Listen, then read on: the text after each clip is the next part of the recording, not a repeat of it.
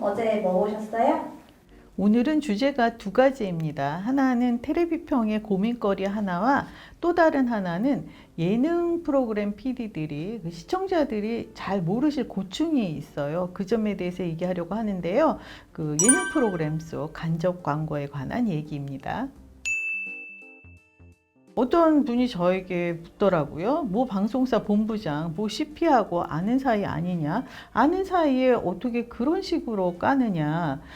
이런저런 자리에서 앞으로 마주칠 수도 있는데 민망하지 않겠느냐? 이렇게 묻는 거예요.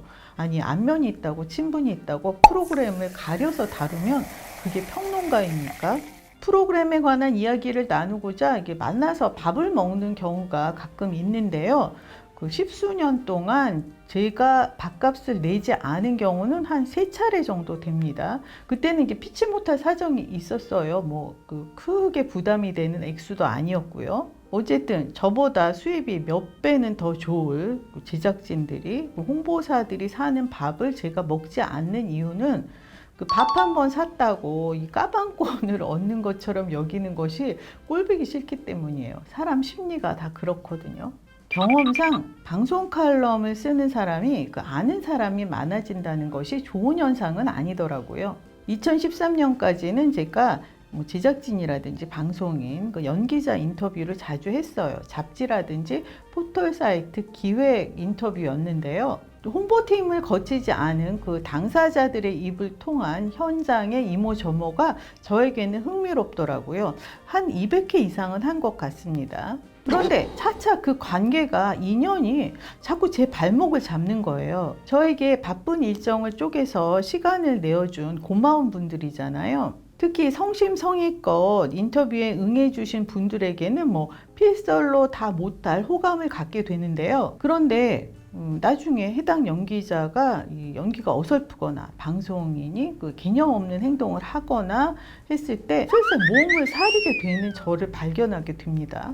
사실 인터뷰 대상을 고를 때 심사숙고했기 때문에 이런 예가 흔치는 않았습니다. 그런데 또 반대로 그 감탄할 만한 성의를 보인 분에 대한 글을 쓰게 될 때 내가 그때 호감을 가져서 이렇게까지 표현을 하게 되나 주저하는 마음이 생기는 거예요. 그래서 좀 더 담백한 쪽으로 수정을 하게 됩니다. 그러는 사이에 제가 깨달음을 얻었죠. 평론가는 남다른 감정이나 인연을 지향하는 편이 옳다. 그래서 그 이후에는 되도록 인터뷰를 안 하게 됐습니다. 저는 기자도 마찬가지라고 생각해요. 방송을 보다 보면 연예인이나 기자가 서로 특별한 인연이다, 친한 사이다 이렇게 강조하는 장면을 보게 되는데요. 이런 경우 제대로 된 기사를 쓸 수 있을까요? 저는 의문입니다. 부정적으로 다룬다는 게 아무래도 쉽지 않겠죠. 그런 맥락에서 기자가 결혼식을 비롯한 자기 개인 행사에 제작진이라든지 방송인, 연예인, 또 홍보사 직원들을 부르는 것이 옳은 일일까요? 연예인 사생활 파헤치기가 주특기인 기자가 있어요. 그 기자 결혼식 날에 제작진이라든지 방송사 직원, 홍보사, 연예인들 이런 사람들이 부조하느라고 줄을 나래비로 섰다. 이런 얘기를 듣고 제가 깜짝 놀랐습니다. 뒤에서는 나쁜 아주 X라고 욕들을 하더니만 어떻게든 눈도장을 찍으려고 다들 몰려간 거예요. 자신의 결혼식에서 축사를 해준 사회를 보거나 주례를 서준 연예인에게 부정적인 글을 쓸 수 있겠어요? 날이 바짝 선 글을 썼던 기자들이 노회한 이후에는 두루뭉술한 글을 쓰는 이유이기도 합니다. 아는 사람이 너무 많아져서, 같이 밥을 먹고 술을 마신 사람이 너무 많아져서. 제 고민을 말씀드릴게요. 텔레비평에서도 제작진이라든지 방송인, 연기자 기회가 된다면 여러분들을 텔레비평에 초대해서 다양한 이야기를 나눌 계획이 있었어요. 코로나19 이전에 3차례 인터뷰 영상이 있습니다. 잘 나가는 잡지나 포털 사이트 인터뷰도 아니고 진짜 구독자 5만에 불과한 소소한 채널에 오셔서 인터뷰를 해주신 것이 너무나 고맙죠. 그런데 이게 또 한편으로 생각하면 특별한 인연이 되는 거란 말이죠. 제가 텔레비평에 나와주신 분들을 두고 나중에 객관적인 글을 쓰고 말을 할 수 있을까요? 시절이 좋아지면 이런저런 일들을 텔레비평에서 해야겠다 기획을 하고 있었는데 이게 좀 고민이 된다는 거죠. 여러분은 어떻게 생각하세요? 그리고 두 번째 주제는 제가 언젠가는 꼭 말씀드리고 싶었던 얘기인데요. 예능 프로그램 PD님들의 당면 과제, 간접 광고 문제입니다. 제가 예능 프로그램에 대한 지적을 참 많이 하는데요. 시청자 여러분께서 잘 모르시는 현장 PD들의 고충이 있어요. 기껏 기획안을 정석껏 만들어서 올리면 위에서 이런 소리를 한다고 해요. 그래, 내용 다 좋은데 그럼 비용은 어떻게 충당할 건데?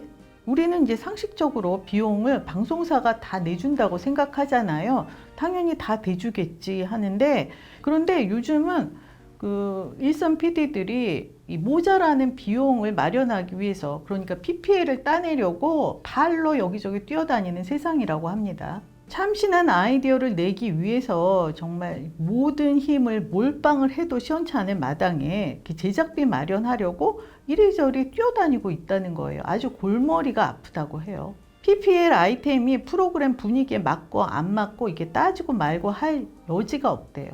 일단 제작비가 맞춰줘야 제작에 들어갈 수 있으니까. 그러니까 이 뜬금없는 PPL 간접 광고의 책임은 그 방송사 윗선들에게 있는데, 시청자들의 지탄은 그냥 일선 PD들의 몫이니까 PD들 입장에서는 얼마나 억울하겠어요. PD들은 한 회 한 회가 자신의 작품이잖아요. 그런데 PPL로 작품을 훼손시키고 싶은 PD가 어디 있겠습니까? 게다가 요즘은 두고두고 영상으로 남죠. 세상에 이런 PPL도 있었다. 나중에 웃음거리가 될 수도 있는 노릇인데 얼마나 속상하겠어요. 보통 예능 프로그램에서 가장 흔한 PPL은 자동차, 휴대폰, 그리고 음식이에요. 레토르트 식품이나 배달 음식. 이 코로나19 이전에는 여행사 PPL도 많았죠. 지난주만 해도 MBC 놀면 뭐하니에서 호빵 미니 찜기까지 써가면서 호빵 간접 광고를 했고요. SBS 동상이몽 너는 내 운명에서는 떡볶이 PPL이 있었습니다. 이지혜 씨 남편이 전복 미역국을 끓였는데 이지혜 씨가 이걸로는 부족하니 배달 음식을 시키자 이렇게 말하더라고요. 그러더니 시킨 게 떡볶이. 서장훈 씨도 스튜디오에서 미역국과 떡볶이의 조합 아주 괜찮다고 거들었습니다. 저는 놀면 뭐하니 멤버들이 호빵을 연신 맛있다며 먹는 장면을 보고 있자니, 방송사들이 워낙 살림 규모가 크잖아요. 그렇게 벌어서 전체를 다 먹여 살리는 느낌. 지난주에 어려운 사정이야 다 알지만 그래도 이건 하지 말지 했던 PPL이 있었어요. JTBC 내가 키운다 21화 이지연 씨 에피소드였습니다. 둘째인 아들 우경이가 ADHD, 주의력 결핍 과다 행동 장애 판정을 받은 건 아마 많이들 아시고 계실 거예요. 그날은 화장실 변기 사용할 때 조준을 잘 못해서 자주 더럽힌다면서 변기 청소를 함께 하자고 유도하는 상황이었어요. 상담이가 함께 집안일을 하는 게 치료에 도움이 된다고 조언했거든요. 그런데 변기 청소에 사용된 클리너가 간접 광고였던 거죠.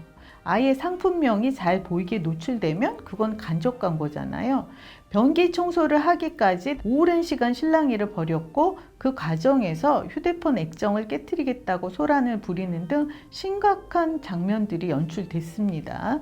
그런데 그 와중에 이지연 씨는 주어진 역할을 수행해야 했어요. 이지연 씨가 마치 광고 속 한 장면처럼 깔끔히 미션을 클리어하더라고요. 이지연 씨, 아이고 왜 그렇게 잘하는 거예요? 화장실 변기 클리너가 SBS 동상이몽 너는 내 운명의 오지호 씨네 에피소드를 비롯해서 예능 프로그램에 종종 등장했지만 이지연 씨처럼 잘 해낸 경우가 없었습니다. 제가 사고 싶어질 지경이었어요. 두 아이를 데리고 정신없을 이지연 씨에게 굳이 왜 이런 간접 광고를 시키나 싶다가도 광고비의 일정 부분을 출연자에게 주는 경우도 있다고 하니 또 한편으로는 다행인가 싶기도 합니다.